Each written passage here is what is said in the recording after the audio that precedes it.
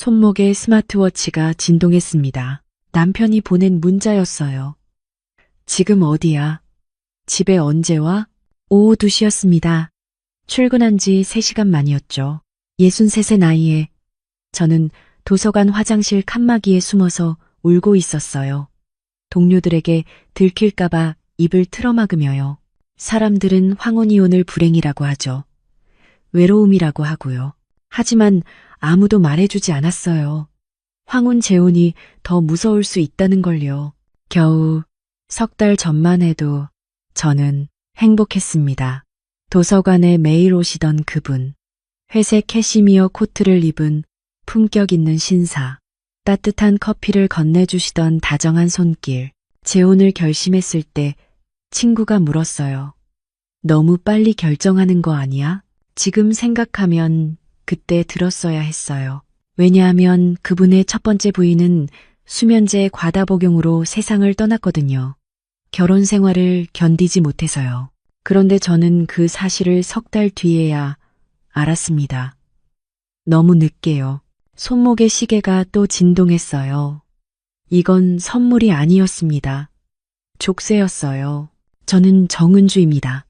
그리고 이건 제가 2번째 희생자가 되지 않으려 발버둥친 이야기예요. 모든 건 그해 가을부터 시작됐습니다. 저는 올해 63이에요. 남편과 헤어진 뒤로 10년 넘게 혼자 살았습니다. 첫 결혼 생활은 실패였어요. 남편의 외도, 그리고 끝없는 다툼. 49에 이혼했을 때 전 다짐했죠. 다시는 누구에게도 기대지 않겠다고요. 퇴직 후에 도서관 사서로 일하기 시작했어요. 책과 조용함 속에 파묻혀 지내는 게 편했습니다. 아무도 제게 묻지 않았고 저도 누구에게 설명할 필요가 없었죠. 아침에 출근해서 책을 정리하고 대출 업무를 보고 조용히 퇴근하는 일상이었어요. 외롭지 않냐고요? 물론 외로웠죠. 저녁으로 끓인 라면이 식어가는 줄도 모르고 창밖만 멍하니 바라보는 날들이 있었어요. 텔레비전을 켜놓아도 웃음소리는 텅 빈 방 안에서 메아리칠 뿐이었고요. 하지만 그래도 괜찮았습니다. 아프지 않으니까요. 혼자 있으면 배신당할 일도 없고 실망할 일도 없으니까요. 그런데 어느 날부터였을까요? 도서관에 유독 자주 오시는 남자분이 한 분 계셨습니다.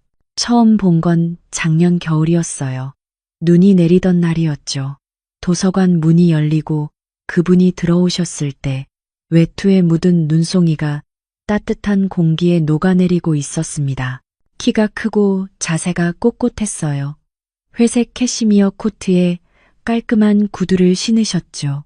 나이가 지긋하신데도 뭔가 품격이 느껴지는 분이었습니다. 처음엔 그냥 열심히 책 읽는 분이려니 했어요. 하지만 자꾸 눈에 밟히더라고요.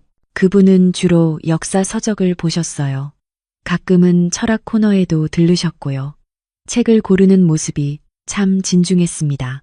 아무 책이나 집는 게 아니라 한참을 훑어보시다가 딱 한 권만 빼서 읽으셨거든요. 창가 자리에 앉아서 몇 시간씩 책을 읽으셨어요.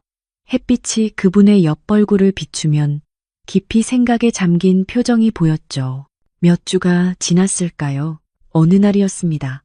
제가 반납도서를 정리하고 있는데 그분이 다가오셨어요. 실례지만 이 책 어디 있는지 아세요? 손에 메모지를 들고 계셨죠. 거기엔 낯선 제목이 적혀 있었습니다. 아, 이 책이요. 잠시만요.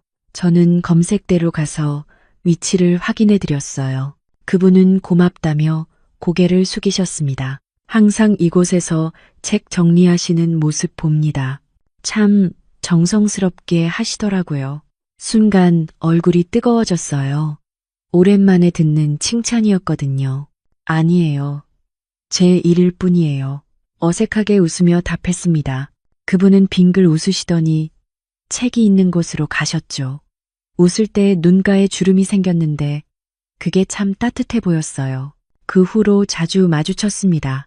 복도에서 스쳐 지나가다 눈인사를 나누기도 하고 가끔 짧은 대화를 주고받기도 했어요.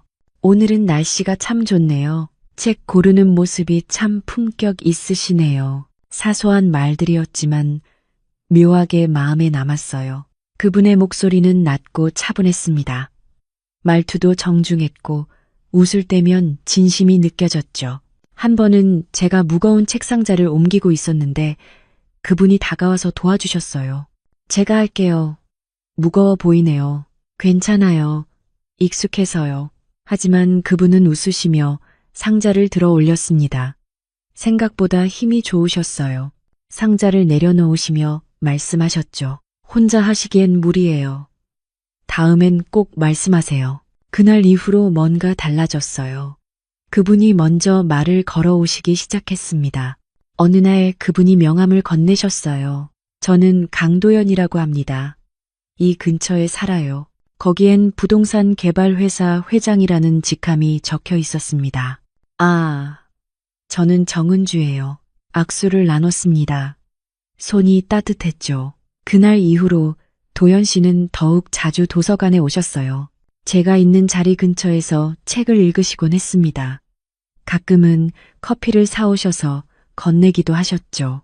추운데 이거라도 드세요. 처음엔 사양했어요. 감사하지만 괜찮습니다. 하지만 그분은 자꾸만 챙겨주셨습니다. 혼자 마시기 그래서요. 같이 마셔주시면 안 될까요? 거절하기가 어려웠어요. 그분의 눈빛이 너무 순수해 보였거든요. 그렇게 조금씩 가까워졌습니다. 퇴근 후에는 도서관 앞 벤치에 앉아 이야기를 나누기도 했어요. 도연 씨는 말이 많지 않았지만 들어주는 걸 잘했습니다. 제 이야기에 고개를 끄덕이며 진지하게 들어주셨죠. 은주 씨는 참 이야기가 깊어요. 듣고 있으면 시간 가는 줄 몰라요. 그 말이 기분 좋게 느껴졌습니다. 오랜만에 누군가에게 내 이야기를 하고 있었으니까요. 남편과 헤어진 이야기도 혼자 살아가는 외로움도 조금씩 털어놓게 됐어요. 도연 씨도 부인을 일찍 여의었다고 했습니다. 혼자 사는 게 익숙해졌지만 가끔은 누군가와 이야기 나누는 게 그립더라고요. 그분의 눈빛에 외로움이 비쳤어요. 저와 같은 외로움이었죠.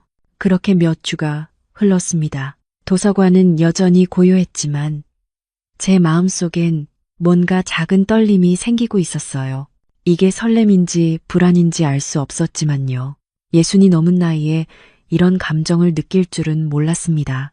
그날도 도연 씨는 도서관 문을 열고 들어오셨어요. 손에는 따뜻한 라떼 2잔이 들려 있었죠. 오늘도 함께 마셔요. 미소 지으며 건네는 그분의 얼굴을 보며 생각했습니다. 이 낯선 인연은 대체 어디로 흘러가는 걸까요? 조심스러운 기대 반, 막연한 불안 반이 섞인 기분이었어요. 도연 씨와 가까워지면서 제 일상에 작은 변화가 생겼습니다. 매일 아침 출근하면 도서관 앞에 도연 씨가 서 계셨어요. 손에는 따뜻한 커피 2잔을 들고요. 오늘도 좋은 하루 되세요. 그렇게 인사를 건네며 미소 짓는 모습이 참 다정했습니다. 처음엔 부담스러웠어요. 매일 이렇게까지 하실 필요가 있나 싶었죠. 하지만 점점 익숙해졌습니다. 아니, 익숙해진 게 아니라 기다려지기 시작했어요. 도서관 모퉁이를 돌 때마다 그분이 서 계실까 두근거렸고 계시지 않은 날엔 왠지 하루가 허전했거든요. 퇴근 시간이 되면 도서관 앞 벤치에 앉아 이야기를 나눴습니다. 도연 씨는 제 말을 참 잘 들어주셨어요. 책 이야기를, 도서관에서 만난 사람들 이야기를, 별것 아닌 일상을 털어놓으면 고개를 끄덕이며 진지하게 들어주셨죠. 은주 씨 목소리를 들으면 마음이 편안해져요. 하루 종일 기다려집니다. 그 말을 들을 때마다 가슴이 따뜻해졌습니다. 도연 씨의 매너는 정말 완벽했어요. 제가 무거운 걸 들면 먼저 나서서 도와주셨고 비가 오는 날엔 미리 우산을 챙겨오셨죠. 문을 열어줄 때도 길을 걸을 때도 늘 제가 안쪽으로 가도록 배려하셨습니다. 한 번은 제가 감기에 걸렸을 때였어요. 목소리가 쉬어서 전화로 말씀드렸죠. 죄송해요. 오늘은 좀 아파서 일찍 들어가야 할 것 같아요. 1시간 뒤 도연 씨가 도서관으로 찾아오셨어요. 손에는 약국 봉투와 따뜻한 죽이 들려 있었습니다. 혼자 사시니까 챙겨 드려야죠. 약 드시고 푹 쉬세요. 그렇게 말하며 건네는 따뜻한 차 한 잔. 오랜만에 누군가의 따뜻한 마음을 느꼈어요. 남편과 헤어진 뒤로 이런 감정은 느껴본 적이 없었습니다. 마음의 벽이 조금씩 허물어지는 게 느껴졌죠. 도연 씨와 함께 있으면 외롭지 않았어요. 아니, 외로웠던 지난 10년이 무색할 만큼 행복했습니다. 그러던 어느 날 저녁이었어요. 퇴근 후 집에 돌아와 저녁을 먹고 있는데 문득 도연 씨가 보고 싶어졌습니다. 요즘 자꾸 이러네요. 혼자 있어도 도연 씨 생각이 나고 뭐라도 함께 하고 싶어지고 핸드폰을 들고 한참을 망설이다가 전화를 걸었습니다. 신호가 몇 번 울리고 도연 씨가 받았어요. 여보세요. 은주 씨.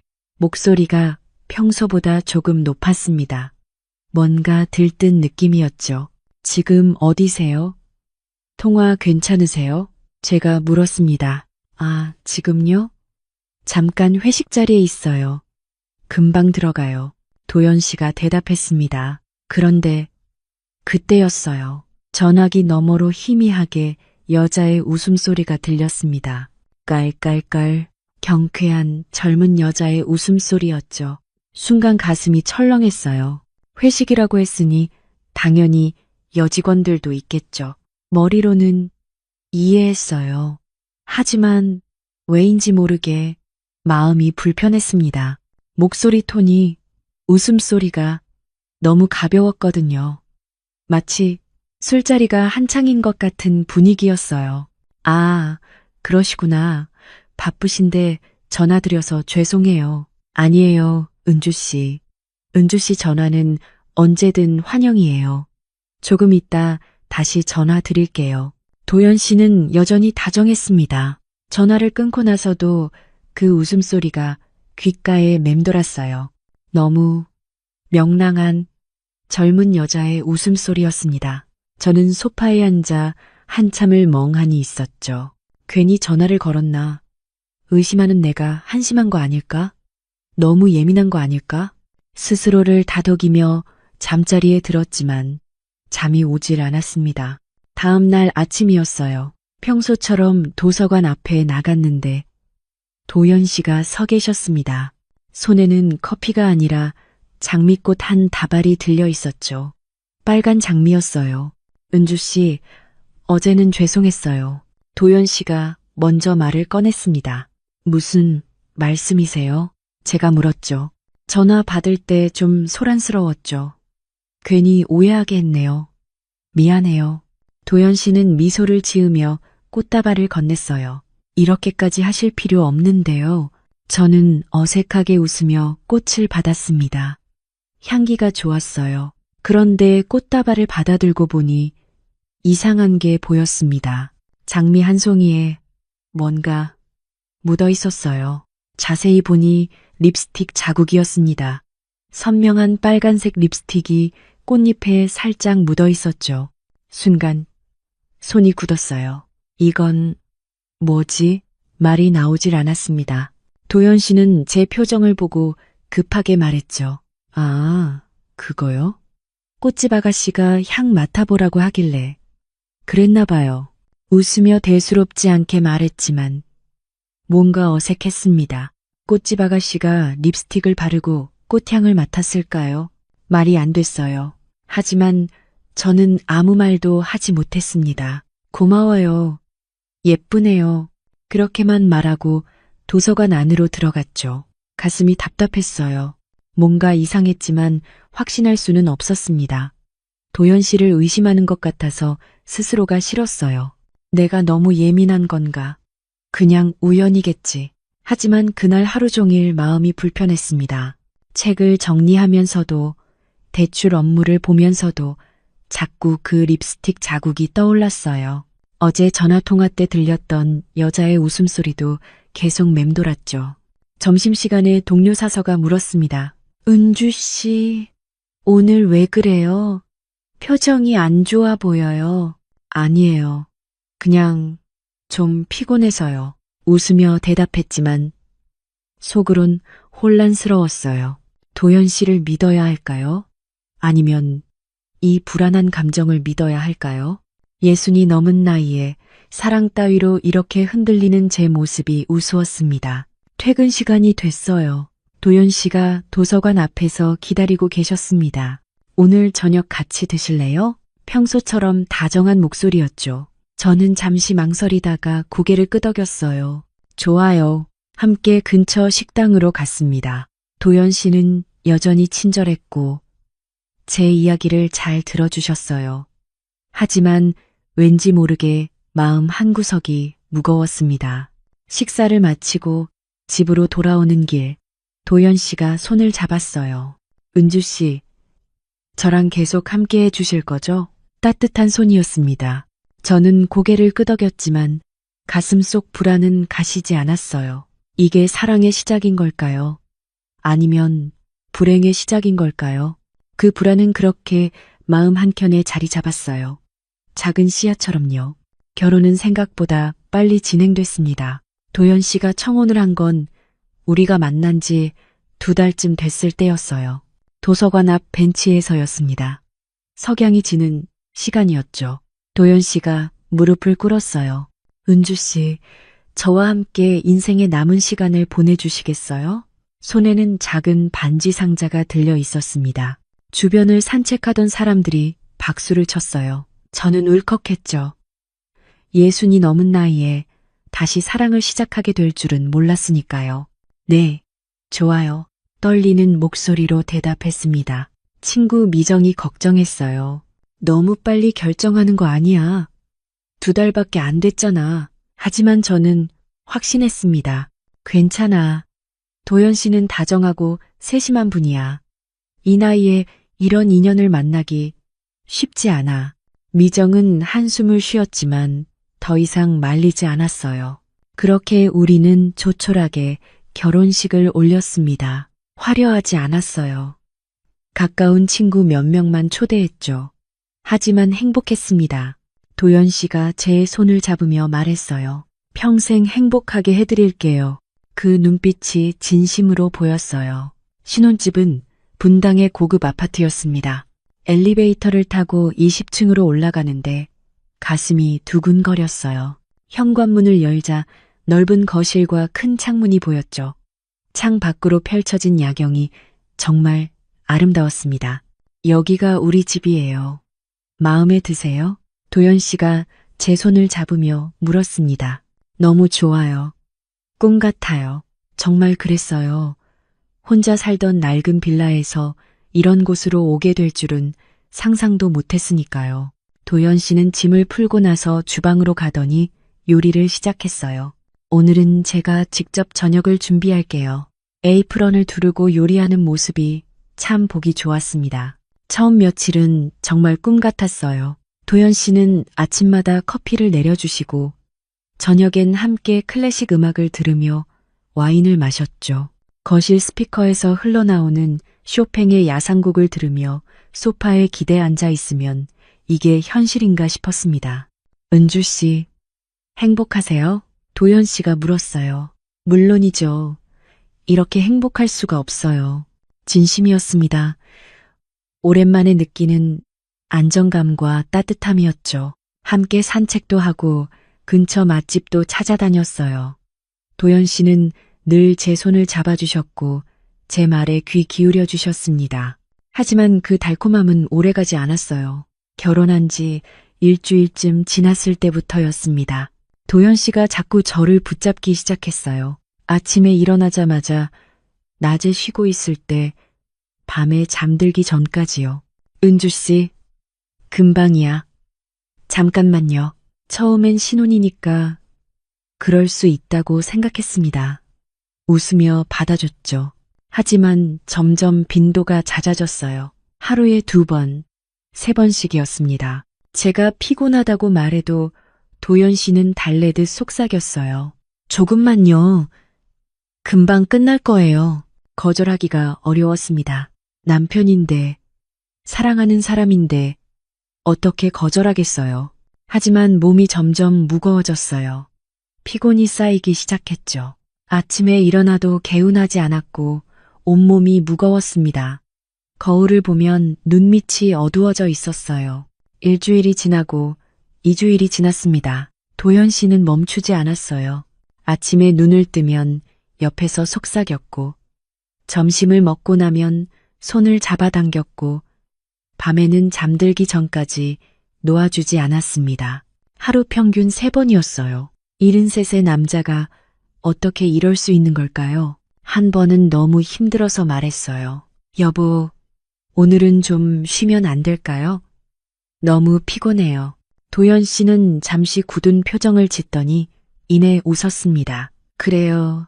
미안해요. 제가 너무 욕심이 많았나 봐요. 그날 밤은 편히 잘 수 있었어요. 역시 말하면 알아들으시는구나. 안도했습니다. 하지만 다음 날부터 다시 시작됐어요. 아침, 점심, 저녁, 규칙적으로 반복되는 일상이었죠. 저는 점점 지쳐갔습니다. 웃음도 줄어들고 말수도 적어졌어요. 밥맛도 없어졌죠. 체중이 빠지기 시작했습니다. 도서관에 나가고 싶다고 말했지만 도연 씨는 말렸어요. 집에서 쉬세요.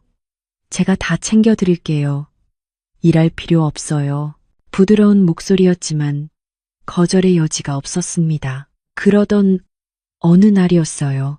도연 씨가 외출한 사이 침실을 정리하고 있었습니다. 서랍장을 열어 양말을 정리하려는데 뭔가 덜컹거렸어요. 손을 넣어보니 작은 약통이 나왔습니다. 이게 뭐지? 라벨을 보니 낯선 이름이 적혀 있었죠. 영어로 된 약 이름이었어요. 휴대폰으로 검색해봤습니다. 남성 호르몬 보충제였어요. 테스토스테론을 증가시키는 약이라고 나왔죠. 순간 등줄기에 소름이 돋았습니다. 손이 떨렸어요. 왜 도연 씨가 이런 걸 먹는 거지? 머릿속이 복잡해졌습니다. 그동안의 일들이 파노라마처럼 스쳐 지나갔어요. 하루에도 몇 번씩 저를 붙잡던 일, 제가 피곤해도 계속 요구하던 일, 거절하면 묘하게 굳어지던 표정들. 이건 단순한 사랑이 아니야. 속으로 중얼거렸어요. 무언가 강박이야. 중독이야. 약통을 손에 쥔 채 한참을 서 있었습니다. 가슴이 답답했어요. 이 사람과 결혼한 게 맞는 걸까요? 아직도 사랑하는 걸까요? 아니면 두려운 걸까요? 혼란스러웠습니다. 현관문이 열리는 소리가 들렸어요. 도연 씨가 돌아온 거였죠. 저는 급하게 약통을 서랍에 다시 넣고 거실로 나갔습니다. 다녀왔어요. 도연 씨가 미소 지으며 말했어요. 네, 잘 다녀오셨어요. 웃으며 대답했지만 목소리가 떨렸습니다. 그날 저녁 도연 씨가 다가왔어요. 은주 씨, 오늘은 제가 더 사랑해 드릴게요. 속삭이는 목소리가 예전 같지 않았습니다. 다정함이 아니라 집착처럼 느껴졌죠. 저는 몸을 움츠렸어요. 여보, 오늘은 너무 피곤해요. 하지만 도연 씨는 멈추지 않았습니다. 금방이에요. 잠깐만요. 그 말이 이젠 공포처럼 다가왔어요. 잠깐이 1시간이 되고 금방이 매일같이 반복됐으니까요. 그날 밤 저는 혼자 화장실에 앉아 울었습니다. 거울 속 제 얼굴은 창백했어요. 눈 밑엔 다크서클이 생겼고 뺨은 푹 꺼져 있었죠. 내가 뭘 잘못한 걸까? 스스로에게 물었지만 답은 없었습니다. 신혼의 달콤함은 온데간데 없고 남은 건 피곤함과 두려움뿐이었어요. 집에만 있으니 숨이 막힐 것 같았습니다. 도연 씨와 함께 있는 시간이 점점 무거워졌어요. 아침에 눈을 뜨면 옆에 도연 씨가 있고 낮에도 저녁에도 늘 함께였죠. 처음엔 좋았어요. 하지만 이젠 달랐습니다. 혼자만의 시간이 필요했어요.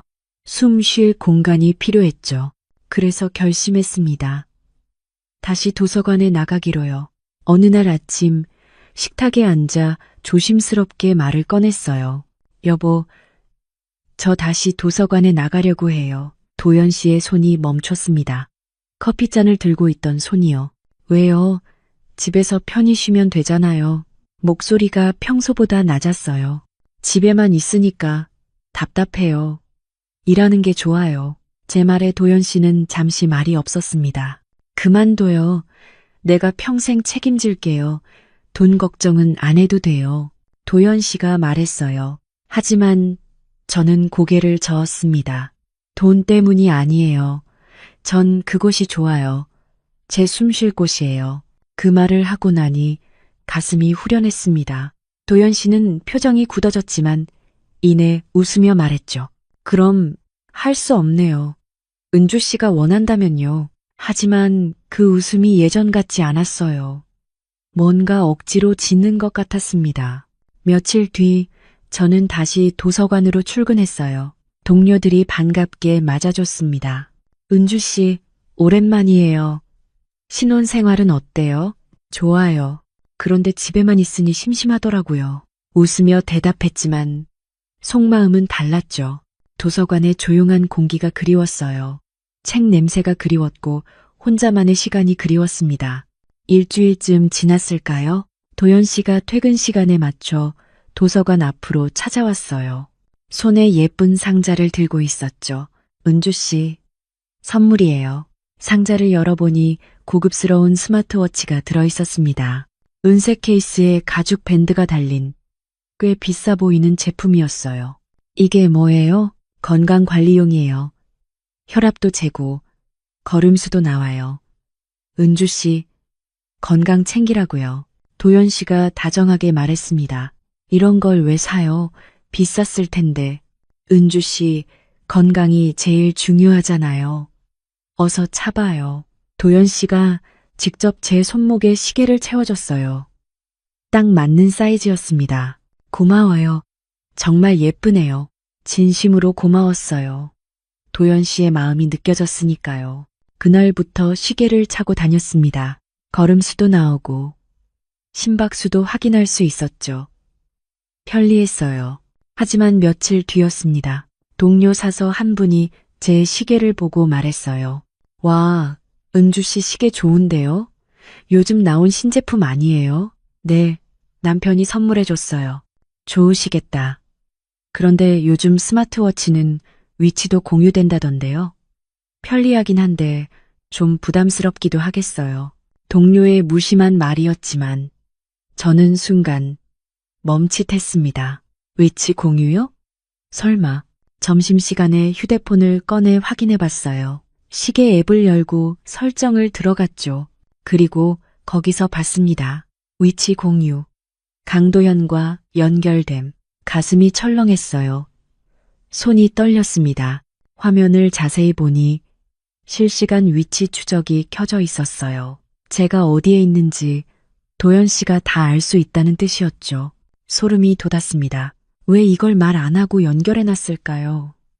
건강관리용이라고 했는데 사실은 저를 감시하려고 준 거였나요? 머릿속이 복잡해졌어요. 아니야. 혹시 제가 모르는 사이에 자동으로 연결된 건지도 몰라요. 스스로를 달래려 했지만 불안감은 가시지 않았습니다. 그날 퇴근 후 집으로 돌아오는 길 계속 시계를 쳐다봤어요. 이 작은 기계가 갑자기 무겁게 느껴졌습니다. 현관문을 열고 들어가니 도연 씨가 거실에 앉아 있었어요. 다녀왔어요. 네. 오늘도 수고했어요. 저녁 준비할게요. 평소와 다름없이 다정했습니다. 저녁을 먹고 소파에 앉아 있는데 시계가 계속 신경 쓰였어요. 손목이 답답했습니다. 슬쩍 시계를 풀어 테이블 위에 올려놨죠. 그 순간이었습니다. 왜 벗었어요? 도연 씨의 목소리가 들렸어요. 고개를 들어보니 도연 씨가 저를 보고 있었습니다. 아, 좀 답답해서요. 내가 준 건데 건강 관리해야죠. 부드러운 목소리였지만 뭔가 날카로운 게 느껴졌어요. 웃고는 있었지만 눈빛이 차가웠습니다.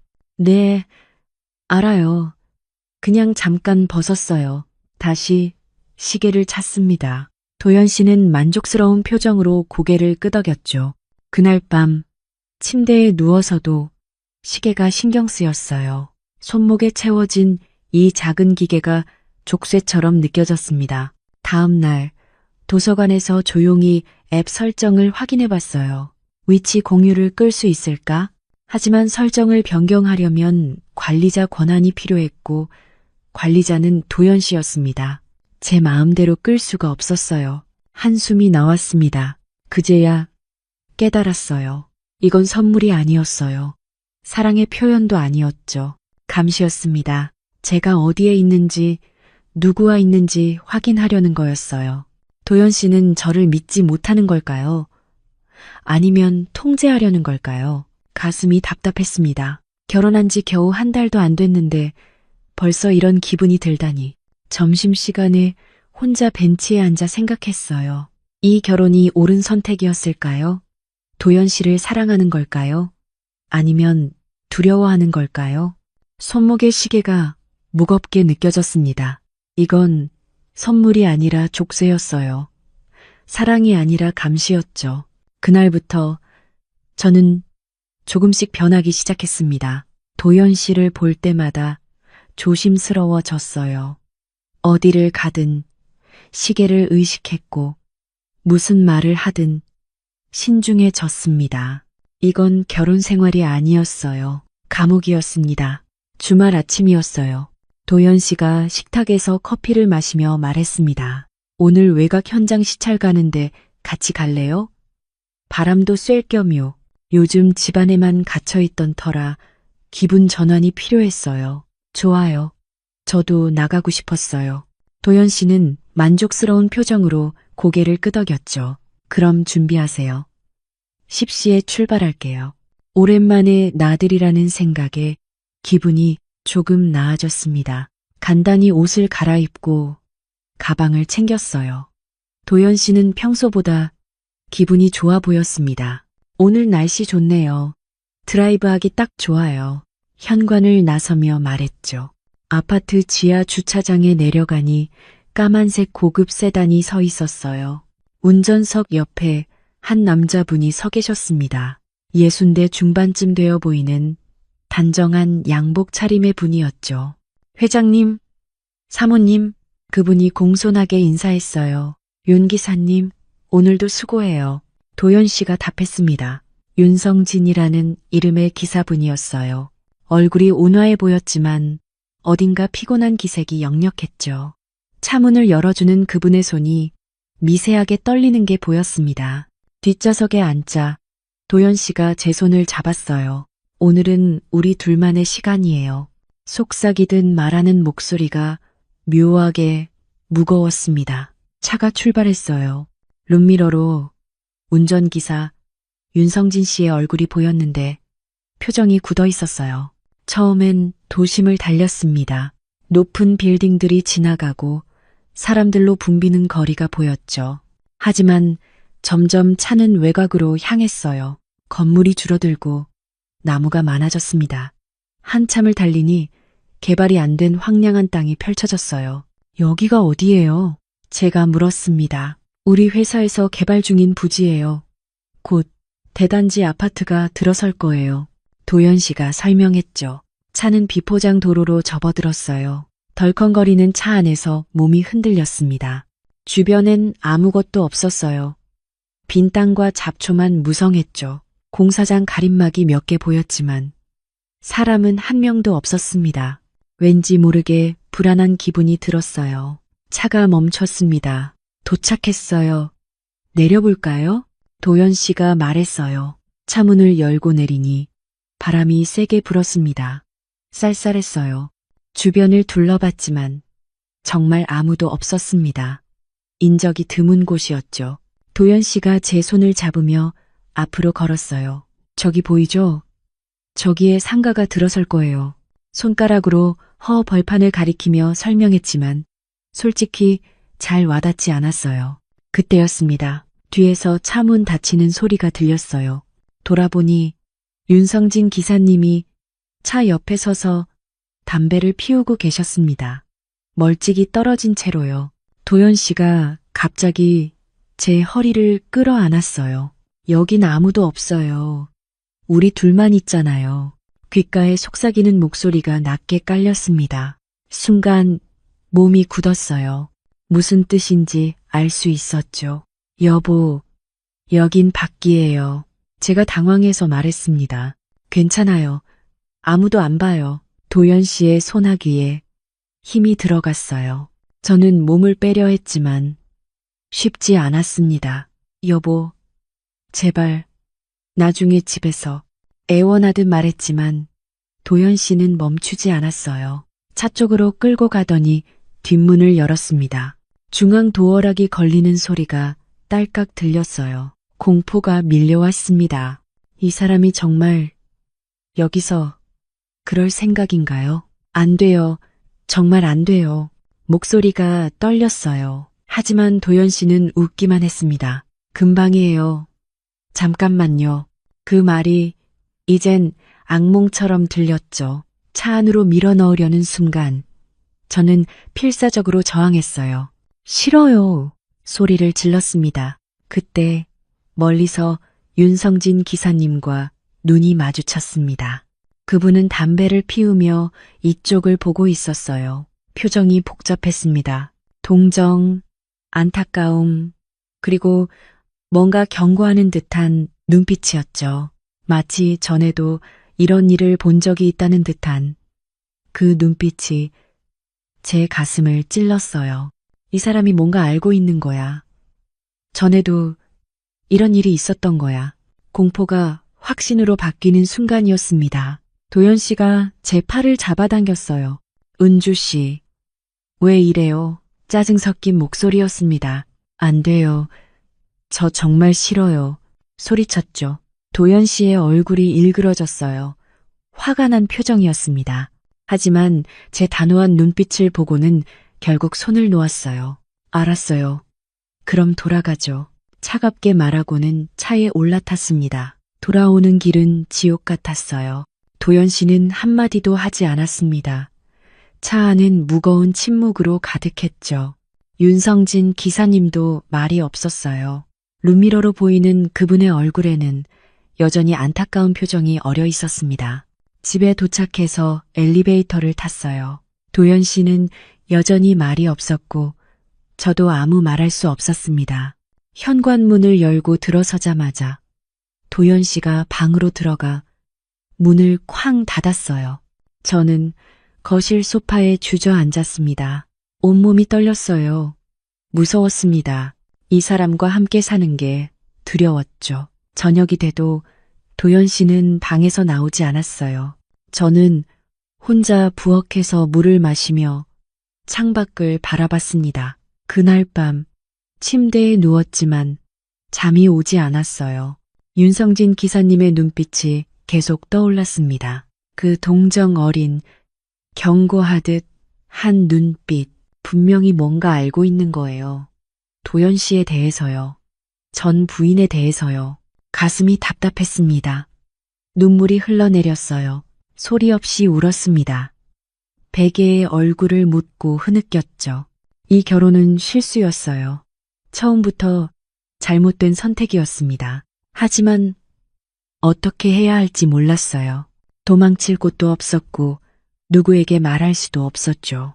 그저 두려움 속에서 밤을 보냈습니다. 새벽녘이 되어서야 겨우 잠이 들었어요. 꿈속에서도 윤성진 기사님의 눈빛이 저를 따라다녔습니다. 그 눈빛은 말하고 있었어요. 조심하라고, 도망치라고. 외곽 부지에서 돌아온 뒤로 며칠 동안 집안 분위기가 무거웠어요. 도연 씨는 평소처럼 행동했지만 뭔가 달랐습니다. 더 집요하게 저를 붙잡았고 더 자주 제 위치를 확인했죠. 스마트워치를 통해 실시간으로 제가 어디 있는지 체크하는 게 느껴졌어요. 숨이 막혔습니다. 도서관에 나가는 것조차 눈치가 보였죠. 하지만 그것만이 제 유일한 숨통이었어요. 어느 날 오후 도서관 앞에서 책을 정리하고 있는데 낯익은 목소리가 들렸습니다. 사모님, 고개를 들어보니 윤성진 기사님이 서 계셨어요. 놀라서 주변을 둘러봤습니다. 회장님은 안 계세요. 제가 혼자 왔습니다. 그분의 표정이 심각했어요. 무슨 일이세요? 제가 조심스럽게 물었습니다. 윤성진 기사님은 잠시 망설이다가 입을 열었어요. 사모님, 잠깐 말씀드릴 게 있습니다. 중요한 이야기예요. 목소리가 낮고 무거웠죠. 도서관 밖 벤치로 자리를 옮겼습니다. 사람들이 오가는 곳이었지만 조용한 구석이었어요. 윤성진 기사님은 한참을 말없이 앉아 계시다가 천천히 입을 열었습니다.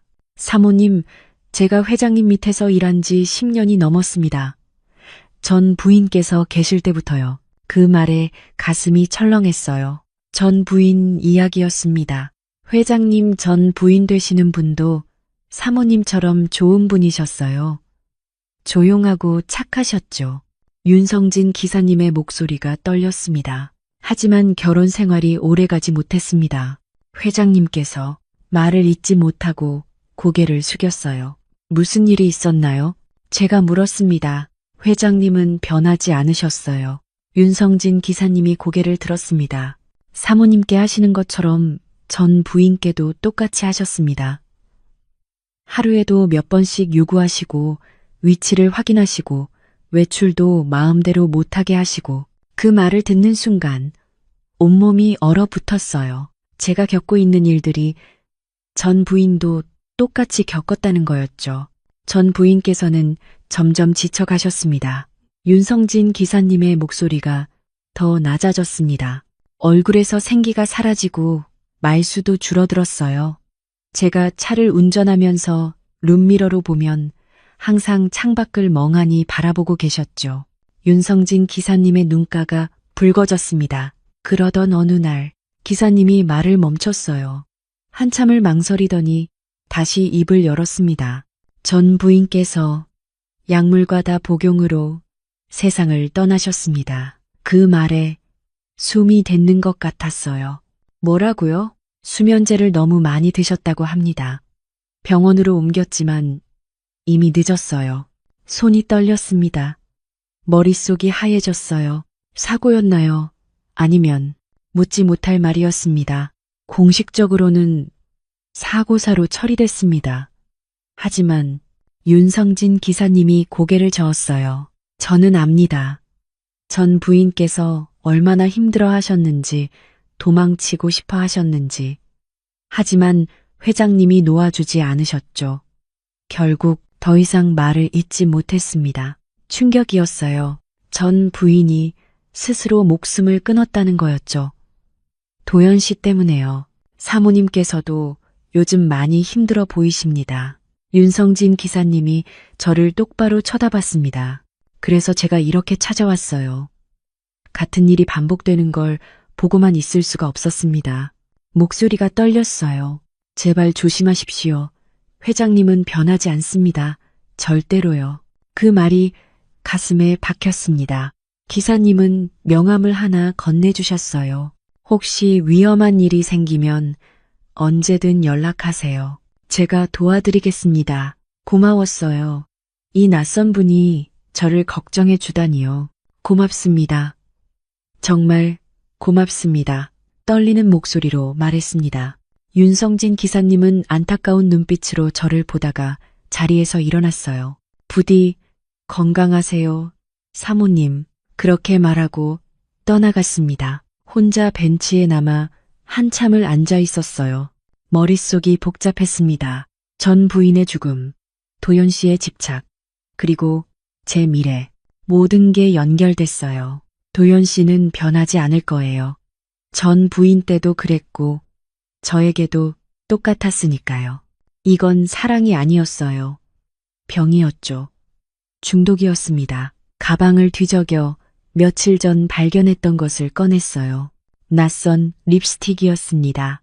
분당 아파트 화장대 서랍에서 우연히 발견한 거였죠. 제 것이 아니었어요. 색깔도 제가 쓰는 톤이 아니었고요.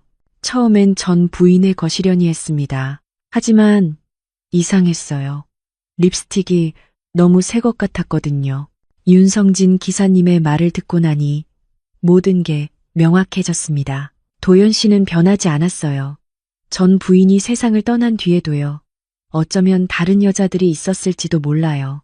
결혼 전에도, 결혼 후에도요. 저는 그냥 그중 한 명이었던 거죠. 소유하고 통제할 대상, 사랑하는 사람이 아니라 욕망을 채울 도구였던 겁니다.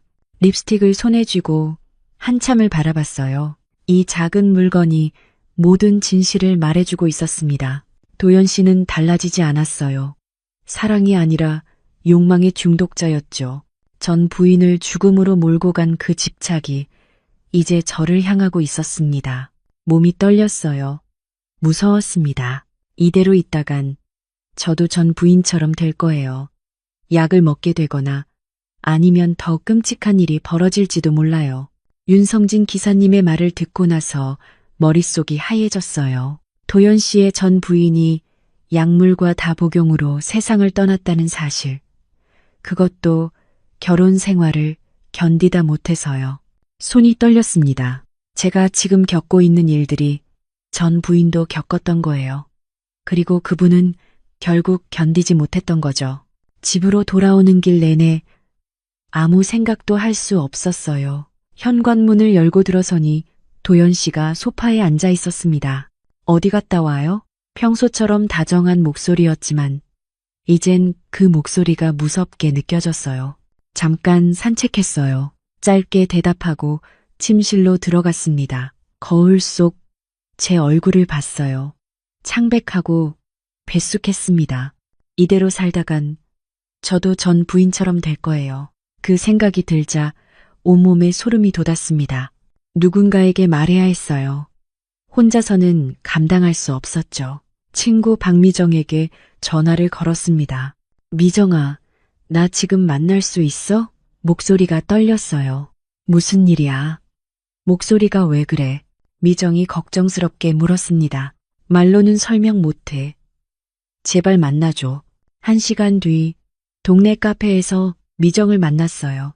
미정은 제 얼굴을 보자마자 놀란 표정을 지었습니다. 은주야, 너 왜 이렇게 마른 거야? 무슨 일 있어? 저는 그동안의 일을 쏟아냈어요. 결혼 후의 일들, 도연 씨의 집착, 약통 발견, 스마트워치 감시, 외곽 부지에서의 일, 그리고 전 부인의 죽음까지요. 말하는 동안 눈물이 멈추지 않았습니다. 미정은 제 손을 꽉 잡으며 들어줬어요. 은주야, 당장 나와야 해. 그 사람 위험해. 미정이 단호하게 말했습니다. 하지만 사람들이 뭐라 하겠어. 결혼한 지 3달밖에 안 됐는데 벌써 이혼이라니. 다들 내가 이상한 사람이라고 생각할 거야. 제가 말했죠. 미정은 제 어깨를 잡으며 눈을 똑바로 쳐다봤어요. 죽기 전에 나와. 체면보다 목숨이 중요해. 남들이 뭐라 하든 상관없어. 네가 살아야지. 그 말이 가슴에 박혔습니다. 맞아요. 체면이 중요한 게 아니었어요. 제 목숨, 제 인생이 중요한 거였죠. 이혼하고 싶어. 근데 무서워. 도연 씨가 뭐라고 할지. 내가 도와줄게. 혼자 하지 마. 필요하면 변호사도 알아보고. 미정이 제 손을 꽉 쥐었어요. 그 따뜻함에 용기가 생겼습니다. 나 혼자 있으면 안 될 것 같아. 원룸이라도 하나 구해줄 수 있어? 당연하지. 이미 알아봤어. 우리 집 근처에 깨끗한 곳 있더라. 미정이 웃으며 말했어요. 집으로 돌아오는 길. 마음을 굳게 먹었어요. 오늘 밤 도연 씨에게 말하기로 해요. 더 이상 미룰 수 없었습니다. 현관문을 열고 들어서니 도연 씨가 저녁 준비를 하고 있었어요. 다녀왔어요? 오늘 은주 씨 좋아하는 메뉴 만들었어요. 웃으며 말하는 모습이 평소와 다름없었습니다. 식탁에 마주 앉아 저녁을 먹었어요. 한 입 한 입이 목으로 넘어가지 않았습니다. 도연 씨는 이야기를 계속 건넸지만 저는 제대로 대답할 수가 없었죠. 오늘 왜 그래요? 무슨 일 있어요? 도연 씨가 물었습니다. 손에 쥔 포크를 내려놓았어요. 심호흡을 했습니다.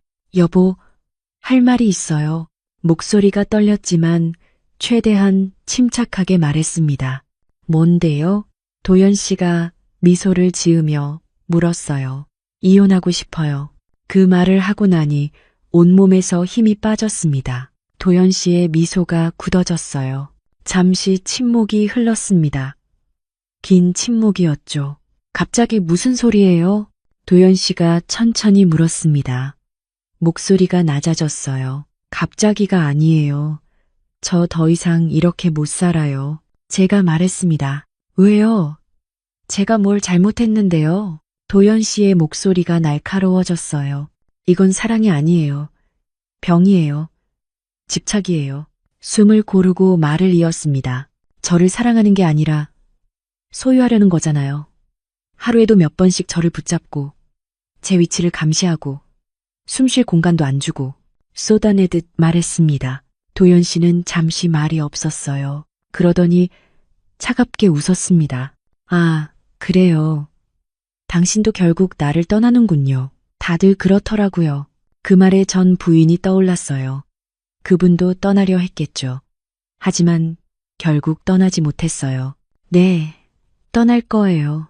더 이상 여기 있을 수 없어요. 제 목소리는 떨리지 않았습니다. 도연 씨가 벌떡 일어났어요. 테이블을 쾅 쳤습니다. 접시가 흔들렸죠. 이혼? 결혼한 지 3달 만에? 소리쳤어요. 제가 얼마나 잘해줬는데. 이 집도, 돈도 다 드렸잖아요. 저는 집과 돈이 필요한 게 아니었어요. 사랑이 필요했어요. 존중이 필요했고요. 제가 차분히 대답했습니다. 도연 씨의 얼굴이 빨개졌어요. 분노로 일그러졌죠. 그러더니 갑자기 무릎을 꿇었습니다. 미안해요. 제가 잘못했어요. 다시 한번 기회를 줘요. 손을 잡으려 했어요. 저는 손을 빼며 일어섰습니다. 안 돼요. 전 부인께도 똑같이 하셨잖아요. 도연 씨의 얼굴이 하얗게 질렸습니다. 뭐라고요? 압니다. 다 알아요. 전 부인께서 왜 돌아가셨는지 제가 말했습니다. 도연 씨는 말을 잃었어요. 입술이 파르르 떨렸죠. 그건 사고였어요. 나는 거짓말하지 마세요. 저도 똑같이 당하고 있었어요. 똑같은 집착, 똑같은 통제, 똑같은 감옥. 목소리에 힘을 주었습니다. 하지만 전 부인처럼 끝나지 않을 거예요. 저는 살고 싶어요. 도연 씨는 그 자리에 주저앉았습니다. 고개를 떨구고 아무 말도 하지 않았어요. 좋아요. 가세요. 한참 뒤에 나온 말이었습니다. 목소리가 텅 비어 있었어요. 하지만 후회할 거예요. 나 없이 뭘 할 건데요? 비웃듯 말했습니다. 그건 제가 알아서 할 일이에요. 내일 짐 싸서 나갈게요. 자리에서 일어나 침실로 들어갔어요. 뒤에서 도연 씨가 뭐라고 소리쳤지만 듣지 않았습니다. 문을 닫고 잠갔어요. 가슴이 쿵쾅거렸습니다. 해냈어요. 드디어 말했어요. 침대에 앉아 한참을 울었습니다. 무서웠지만 동시에 후련했어요. 이제 끝이 보였으니까요. 미정에게 문자를 보냈습니다. 말했어. 내일 나올게. 곧 답장이 왔어요. 잘했어. 내가 도와줄게. 집 찾아봐 놨으니까 걱정 마. 그날 밤은 한숨도 못 잤어요. 도연 씨가 문을 두드릴까봐 무서웠습니다. 하지만 다행히 아무 일도 없었어요. 새벽이 되자 조용히 짐을 쌌습니다. 많지 않았어요. 옷 몇 벌과 소중한 물건들만 가방에 넣었죠. 스마트워치는 침대 위에 벗어놨습니다. 이젠 필요 없었어요. 해가 뜨고 거실로 나갔어요. 도연 씨는 소파에 앉아 있었습니다. 밤새 잠을 안 잔 것 같았어요. 정말 가는 거예요? 지친 목소리로 물었습니다. 네, 그럼 이만. 짧게 대답하고 현관문을 열었어요. 은주 씨, 뒤에서 도연 씨가 불렀습니다. 돌아보니 슬픈 표정을 짓고 있었어요. 행복하세요. 그게 마지막 말이었습니다. 고개를 끄덕이고 문을 닫았어요. 엘리베이터를 타고 내려가는 동안 눈물이 났습니다. 하지만 이건 슬픔이 아니었어요. 해방감이었죠. 로비를 나서니 미정이 차를 대고 기다리고 있었어요. 은주야, 달려와서 꽉 안아줬습니다. 다 끝났어. 이제 괜찮아. 미정이 등을 토닥였어요. 차에 올라타고 아파트를 뒤돌아봤습니다. 저를 가뒀던 곳이었죠. 하지만 이제 자유예요. 차가 출발했어요. 창밖 풍경이 지나갔습니다. 새로운 시작이었어요. 무서웠지만 이젠 제 인생이었습니다. 체면보다 목숨을 택했고 죽음보다 삶을 선택했어요. 손을 꽉 쥐었습니다. 이제 다시 살아갈 거예요. 제 방식대로요. 미정이 구해준 작은 원룸에 짐을 풀었습니다. 넓지 않았어요. 작은 부엌, 화장실, 그리고 방 하나가 전부였죠. 하지만 제 공간이었어요. 창문으로 햇빛이 들어왔고 조용했습니다. 벽에 기대 서서 한참을 그 햇빛을 바라봤어요. 이제 정말 자유구나. 처음 며칠은 불안했습니다. 밤마다 현관문을 확인하고 혹시 도연 씨가 찾아올까봐 전화기를 들여다봤죠. 손목에 시계가 없는데도 자꾸 그곳을 쳐다보게 됐어요. 오랜 습관이었나 봅니다. 하지만 아무 일도 일어나지 않았습니다. 도연 씨는 연락하지 않았어요. 문자도 전화도 없었죠. 일주일쯤 지나자 마음이 조금씩 안정됐습니다. 아침에 눈을 떴을 때 옆에 아무도 없다는 사실이 이제는 평온하게 느껴졌어요. 제 시간대로 일어나고 제 마음대로 하루를 보낼 수 있었죠. 오랜만에 느끼는 자유였습니다. 진짜 자유요. 어느 날 아침 거울 앞에 섰어요. 얼굴이 달라져 있었습니다. 눈 밑 다크서클이 옅어졌고 뺨에 조금씩 생기가 돌아오고 있었어요. 살아나고 있구나. 한 달쯤 지났을 때 도서관에 다시 나가기로 했어요. 관장님께 전화를 드렸습니다. 관장님, 다시 일할 수 있을까요? 은주 씨, 기다렸어요. 언제든 환영이에요. 따뜻한 목소리가 들렸죠. 출근 첫날 도서관 문을 열고 들어서는 순간 눈물이 날 뻔했어요. 익숙한 책 냄새, 조용한 공기, 따스한 햇빛, 제가 그리워했던 모든 것이 그대로 있었습니다. 동료 사서들이 반갑게 맞아줬어요.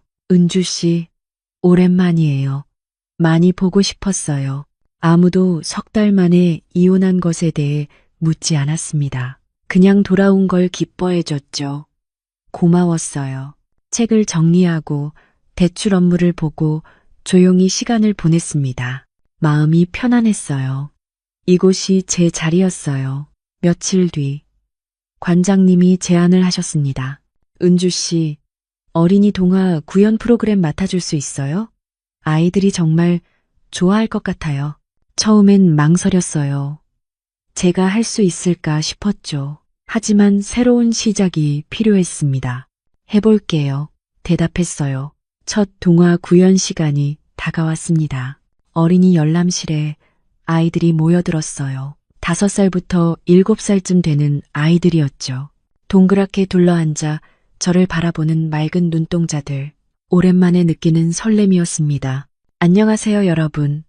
오늘은 선생님이 재미있는 이야기를 들려줄게요. 아이들이 박수를 쳤어요. 책을 펼치고 이야기를 시작했습니다.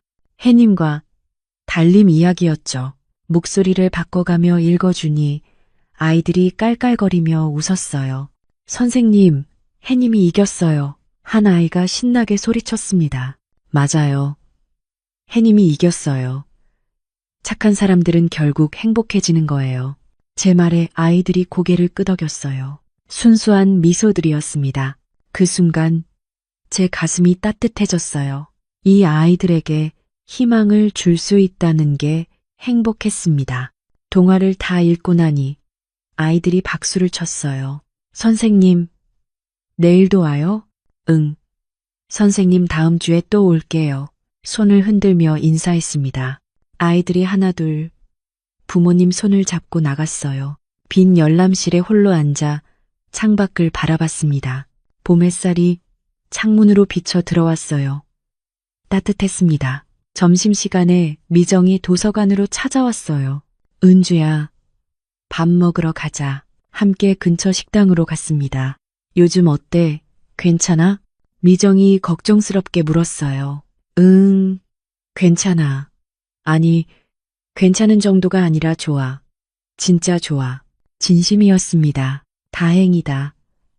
얼굴에 생기가 돌아왔어. 예전 은주 같아. 미정이 웃으며 말했죠. 고마워, 미정아. 네가 없었으면 못 나왔을 거야. 제 손을 잡아주던 그 순간이 떠올랐어요. 무슨 소리야? 네가 용기 낸 거지. 난 그냥 옆에 있었을 뿐이야. 식사를 하며 앞으로의 계획을 이야기했습니다. 조금씩 저축해서 나중엔 제 집을 마련하고 싶다고요. 천천히 제 속도대로 살아가고 싶다고요. 저녁에 원룸으로 돌아와 창가에 앉았습니다. 거리에 불이 켜지고 사람들이 오가는 모습이 보였어요.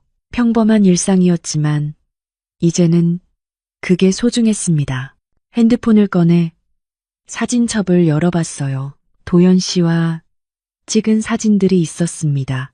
하나씩 지웠어요. 미련은 없었어요. 그저 잘못된 선택이었을 뿐이죠. 사진을 다 지우고 나니 마음이 가벼워졌습니다. 노트를 꺼내 펜을 들었어요. 일기를 쓰기 시작했습니다. 오늘의 일들, 아이들의 웃음소리, 미정과의 대화, 그리고 제 마음을 담았죠. 마지막 문장을 썼어요. 이제야 진짜 자유롭다. 사랑은 집착이 아니고 행복은 평온이다. 펜을 내려놓고 창밖을 바라봤습니다. 며칠 뒤 도서관에서 또 동화 구연을 했어요. 이번엔 더 많은 아이들이 모였습니다. 선생님, 오늘은 무슨 이야기예요? 호기심 가득한 눈빛들이었죠. 오늘은 특별한 이야기예요. 용기에 관한 이야기예요. 책을 펼쳤습니다. 작은 새가 큰 세상으로 나가는 이야기였어요. 처음엔 무서웠지만 결국 날개를 펼치고 자유롭게 날아갔다는 내용이었죠. 아이들은 숨죽이며 들었어요. 이야기가 끝나자 한 아이가 물었습니다. 선생님, 새는 무섭지 않았어요? 무서웠을 거야. 하지만 용기를 냈어. 그래서 행복해질 수 있었던 거야. 제 대답에 아이들이 고개를 끄덕였어요. 저도 그 작은 새와 같았습니다. 무서웠지만 날개를 펼쳤고 이제 자유롭게 날고 있었죠. 그날 퇴근길 도서관 앞 벤치에 잠시 앉았어요. 예전에 도연 씨와 앉아있던 바로 그 자리였습니다. 하지만 이젠 아무 감정도 들지 않았어요. 그저 벤치일 뿐이었죠. 하늘을 올려다봤습니다. 구름 사이로 노을이 물들고 있었어요. 아름다웠습니다. 조용히 속삭였어요. 이제 내 인생의 다음 장은 내가 쓸 거야. 바람이 불어왔습니다. 따뜻한 봄바람이었어요. 머리카락이 날렸지만 개의치 않았습니다. 일어나서 천천히 걸었어요. 집으로 가는 길이었지만 어딘가로 떠나는 기분이었죠. 새로운 시작이었습니다. 두렵지 않았어요. 이제는 제가 주인공이니까요. 제 이야기를 쓰는 작가니까요. 발걸음이 가벼웠습니다. 앞으로 나아갔어요. 제 속도로, 제 방식대로요. 그리고 지금 이 이야기를 듣고 있는 당신에게 말하고 싶어요. 혹시 당신도 지금 어둠 속에 갇혀 있다면 기억하세요. 사랑이 아픈 게 아니에요. 집착이 아픈 거예요. 당신을 통제하려는 사람은 당신을 사랑하는 게 아닙니다. 체면보다 목숨이 중요해요. 남들의 시선보다 당신의 안전이 먼저예요. 용기를 내세요. 문을 열고 나가세요. 한 걸음이 무섭겠지만 그 한 걸음이 당신을 살릴 거예요. 저처럼요. 63세 나이에도 다시 시작할 수 있었어요. 당신도 할 수 있습니다. 그리고 언젠가 당신도 이렇게 말할 수 있을 거예요. 나는 살아남았다. 그리고 지금 진짜 자유롭다.